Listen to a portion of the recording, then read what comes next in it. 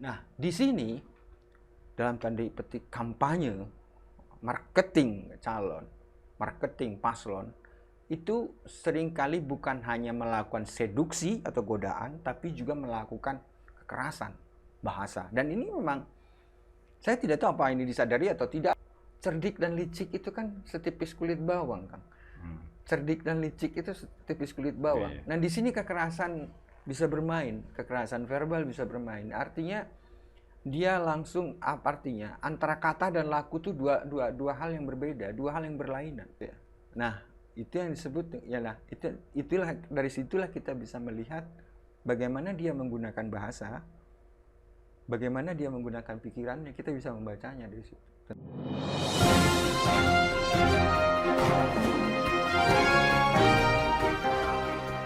Jumpa lagi di Ruang Publik bersama Dedem. Untuk kesekian kali saya mengundang Ahda Imran, seorang seniman dan budayawan, ngobrol-ngobrol soal Pilpres nih, gitu. Nah, ini kan kalau Pilpres, pemilu, tentu musim kampanye. Musim kampanye tentu musim propaganda, kan gitu. Nah, ada orang yang mengidentifikasi, memandang munculnya banyak budaya kekerasan dalam kampanye atau Pilpres ini. Gimana Ahda melihatnya?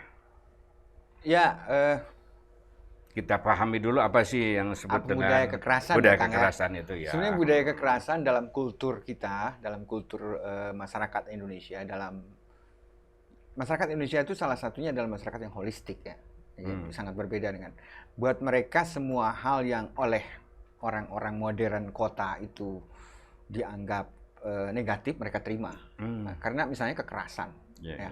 Buat mereka kekerasan itu memang harus diterima karena kekerasan itu tidak bisa dilepaskan dari manusia. Kekerasan adalah bagian dari manusia. Agama sendiri kan mengandung kekerasan, ya. Agama sendiri mengandung kekerasan di dalamnya. Begitu juga misalnya dalam masyarakat kita. Tapi kekerasan itu diekspresikan dalam bentuk-bentuk yang memiliki satu nilai, sistem nilai. Misalnya, bukankah tarian-tarian kuda lumping itu adalah kekerasan, kan? Rawa rontek adalah kekerasan. Tapi ya memang hanya performance, pertunjukan. Itu lebih kepada bagaimana kekerasan itu berhubungan dengan sesuatu yang kosmis. Ya, kosmis kekerasan, orang-orang menginjak beling dan segala macam. Jadi kekerasan itu diletakkan dalam satu nilai. Nah, tapi kita tahu bahwa kekerasan itu tidak hanya bersifat fisikal, kan? Tapi juga ada yang disebut bahasa. Nah, di sini menariknya, masyarakat tradisional nyaris tidak meletakkan kekerasan itu di dalam verbal, di dalam bahasa. Karena itu ada ungkapan bahwa orang yang mengatakan sesuatu secara terus terang itu orang kecil, anak kecil. Karena bahasa itu harus merupakan alas untuk mengatakan siapa kamu tergantung pada bagaimana kamu berbahasa. Kalau kamu mengatakan sesuatu dengan terus terang, poksang, artinya apa yang keras selalu diomongin, itu namanya kamu anak kecil. Artinya dia belum berbudaya. Nah, kekerasan itu nyaris, artinya kekerasan itu nyaris tidak pernah ada atau diperhalus di dalam masyarakat kita. Untuk mengatakan tidak pun masyarakat kita dalam berbahasa sangat eufemisme, kan. Oke, eufemisme itu kan ada negatif, ada positifnya. Kita sebagai orang-orang modern, elit-elit gitu ya, kekerasan dalam propaganda politik itu adalah niscaya, kan. Nah, ya. Propaganda itu selalu meletakkan bahasa sebagai cara untuk menghasut, cara untuk memanipulasi, dan itu di dalamnya adalah kekerasan, ya. Melakukan kekerasan terhadap logika rasionalitas manusia, apalagi dalam pilpres, pemilu lah. Kita tahu bahwa pilpres itu adalah sebuah instrumen politik dalam persoalan suksesi yang resmi, ya. Jadi instrumen menuju suksesi kekuasaan itu adalah pilpres. Nah, di sini dalam tanda petik kampanye, marketing calon, marketing paslon, itu seringkali bukan hanya melakukan seduksi atau godaan, tapi juga melakukan kekerasan bahasa. Dan ini memang, saya tidak tahu apa ini disadari atau tidak, atau memang disadari atau memang disengaja. Misalnya, munculnya perkataan-perkataan bahwa Pilpres kali ini 1 putaran. Bahkan harus 1 putaran. Ya. Bagi saya ini adalah satu kekerasan terhadap logika apa itu Pilpres. Pilpres atau pemilihan umum atau apapun, subjeknya adalah rakyat kan. Subjeknya adalah rakyat. Kenapa elit yang mengharuskan? Ya. Kenapa elit yang mengharuskan? Artinya dia merampok hak publik. Hak berapa putaran itu kan ada di rakyat. Ketika itu ditegaskan bahwa Pilpres harus 1 putaran dengan logika nilai menghemat sekian miliar, gitu kan?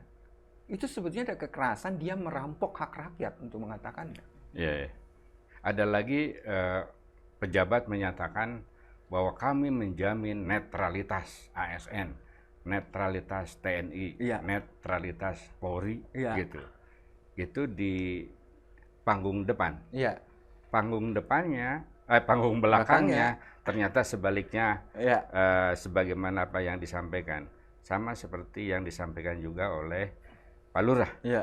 Gitu. Menurut Pak Lurah itu ya pokoknya demokrasi itu harus santai,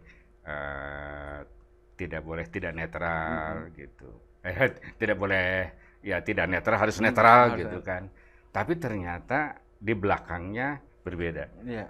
Jadi budaya kekerasan itu mengandung 2 dimensi.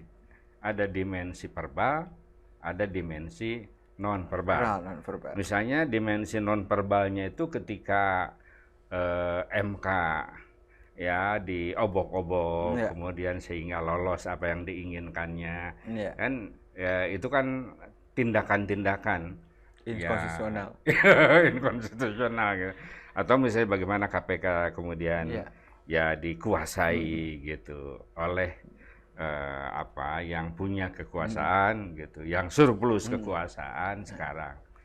Itu kan bagian dari budaya kekerasan. Iya, budaya kekerasan itu kan selalu menyelinap, dia seakan-akan logis. Ya gini ya sih kan, di dalam politik itu cerdik dan licik itu kan setipis kulit bawang, Kang. Cerdik dan licik itu setipis kulit bawang. Nah, di sini kekerasan bisa bermain, kekerasan verbal bisa bermain. Artinya dia langsung artinya antara kata dan laku itu dua hal yang berbeda, 2 hal yang berlainan. Kayak misalnya ungkapan bahwa hasil MK keputusan, walaupun MK memutuskan ketua Mahkamah Konstitusi melanggar kode etik segala macam, kode etik keras dan diberhentikan, tapi produknya tetap sah kan? Hukum positif begitu. Betul, itu produk kekerasan. Nah, ini gimana? Artinya gini, sebuah produk yang dilahirkan dari sesuatu yang melanggar etis, kok tiba-tiba tetap absah dan harus kita memakai produk itu, gitu. KW-KW gitu lah, kurang kudu pakai itu. Nah, bukankah ini juga sesuatu kekerasan? Kenapa kekerasan? Karena dia nggak logis. Dia nggak logis. Dia mengangkangi rasionalitas. Dia jangankan rasional, dia mengangkangi etika dan rasionalitas, gitu loh. Misalnya, salah satunya misalnya, apakah tugas MK itu dalam job desk-nya gitu ya, dalam undang-undang MK itu adalah mengubah undang-undang? Kan enggak. Undang-undang itu kan di DPR. Kenapa MK yang mengubah dan menetapkannya? Nah, ini juga satu persoalan. Pokoknya banyak sekali hal-hal yang sepanjang kita melihat proses politik ini tidak logis, ya, berarti ada logika yang dipaksakan ke publik, walaupun itu tidak logis, tapi itu dipaksakan ke publik untuk logis. Itu adalah kekerasan. Kita menerima itu semua, kondisi itu sekarang selama Pilpres.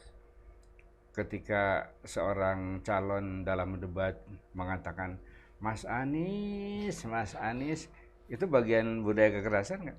Ya, itu Saya kira terlalu terhormat untuk disebut itu sebagai sebuah budaya kekerasan, Kak, ya. Artinya suatu hal, kan itu dalam tanda iya, petik penghinaan kan, iya, sebenarnya. atau mencibir, ya, Mencibir. artinya mencibir. Makanya saya bilang itu bukan lagi terlalu terhormat sebagai budaya kekerasan gitu loh. Itu sudah Iya, iya, iya.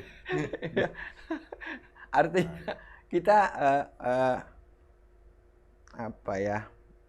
Ya, saya heran juga ya ketika banyak etika dilanggar lalu orang bicara tentang etika gitu loh ya. Nah, misalnya dengan mencibir lalu ya mungkin lepas dari pembenaran itu gayanya seperti itu, paslon itu gitu ya, bapak itu.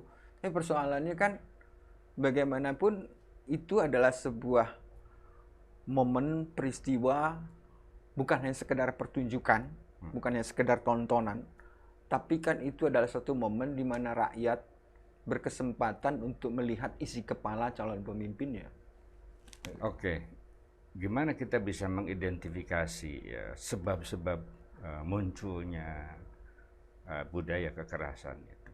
Apa sih esensinya, motif-motifnya, dan latar belakang yang mempengaruhinya sehingga budaya kekerasan di kita itu begitu biasa gitu ya?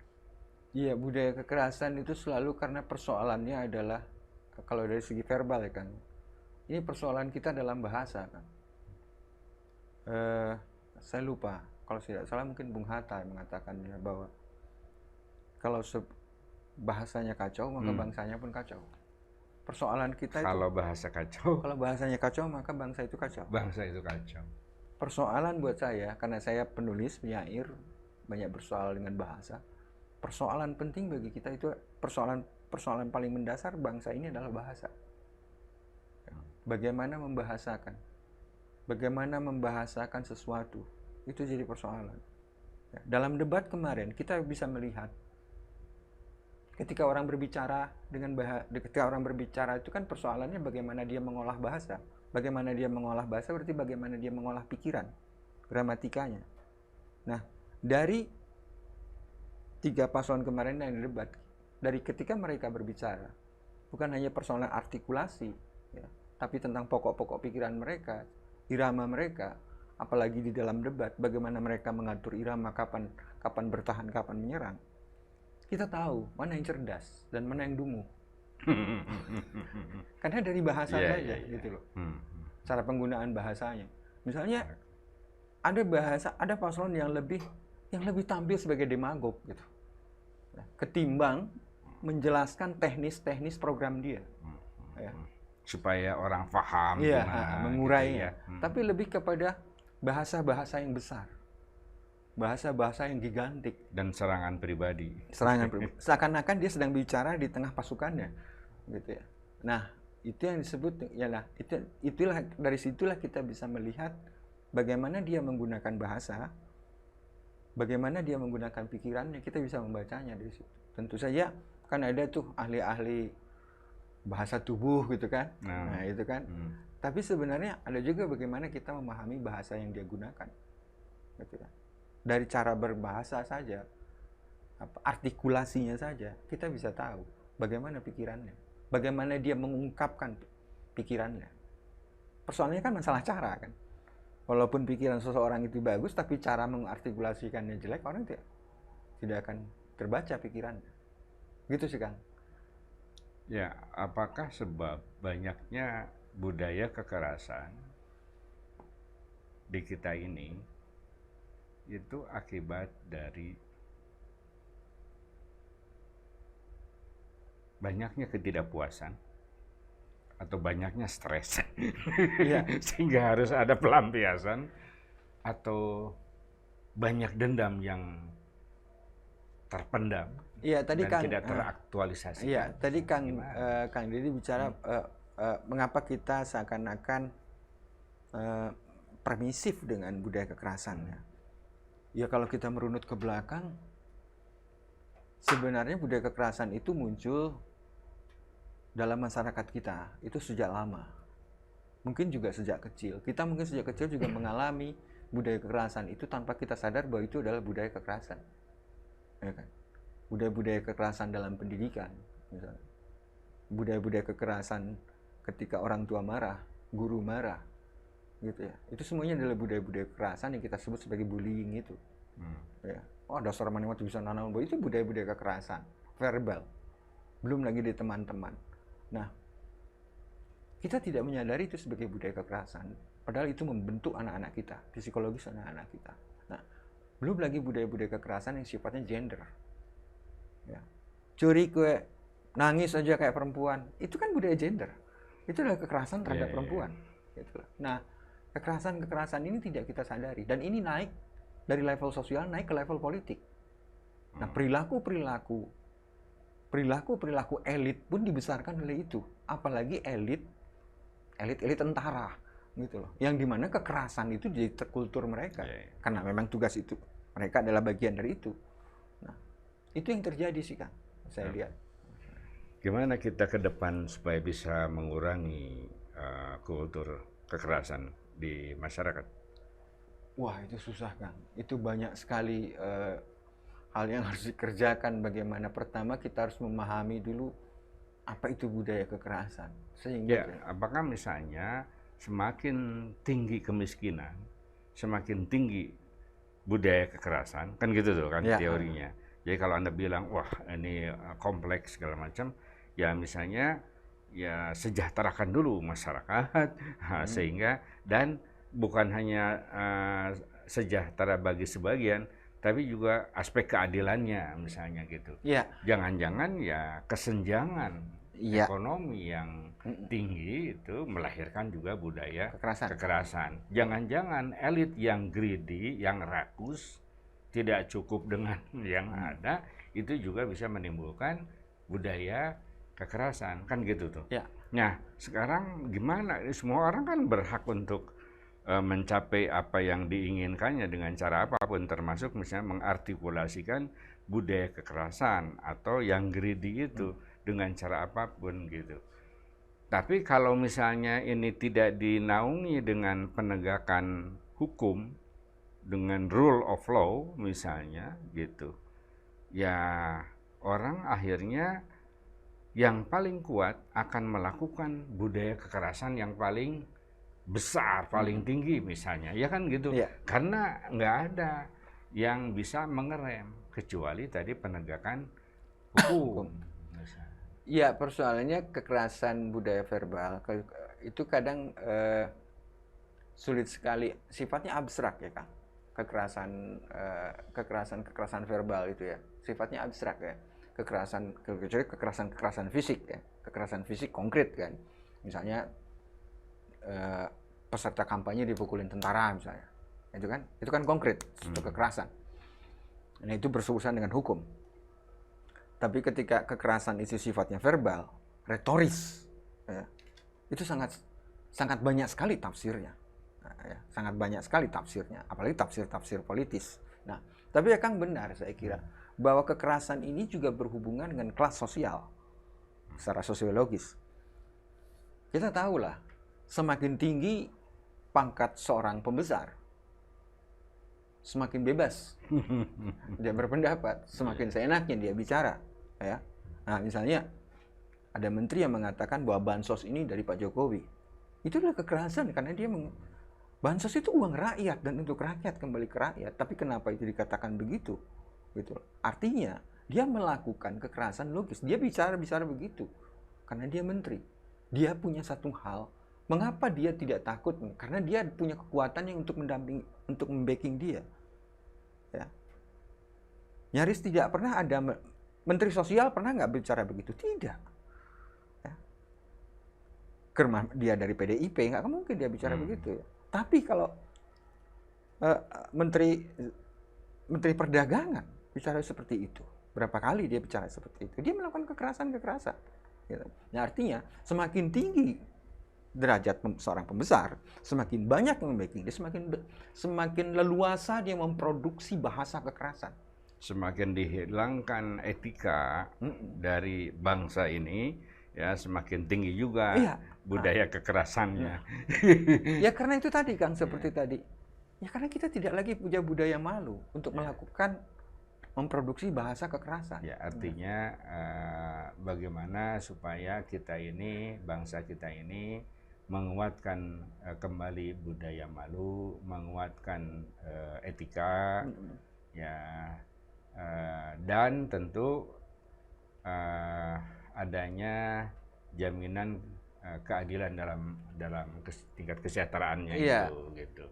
Nah, kalau rada sejahtera gitu mungkin etikanya bisa lebih ditingkatkan, budaya malunya juga bisa lebih besar. Tapi kalau sekarang di satu pihak ada yang miskin, di pihak lain ada yang greedy gitu, akhirnya tadi orang berlomba-lomba untuk melakukan budaya kekerasan. Tapi bukan juga kemudian logikanya orang kaya itu bebas tidak pernah mengucap budaya kekerasan ya? Ya maksud saya ya yang kayak yang greedy itu kan justru makin tinggi kekerasannya karena dia ingin tadi mengambil apa yang ada di orang lain. Jadi ya kapan lagi gua mendapatkan jabatan itu gitu kan, seperti itu. Nah, jadi intinya memang kompleks ya, tetapi kita yakin bahwa masyarakat akan terus belajar untuk semakin berbudaya dan dengan cara mengurangi budaya kekerasan. Ya itu bertabang pada pendidikan. Itulah obrolan kita dengan Ahdaya. Imran, sampai jumpa.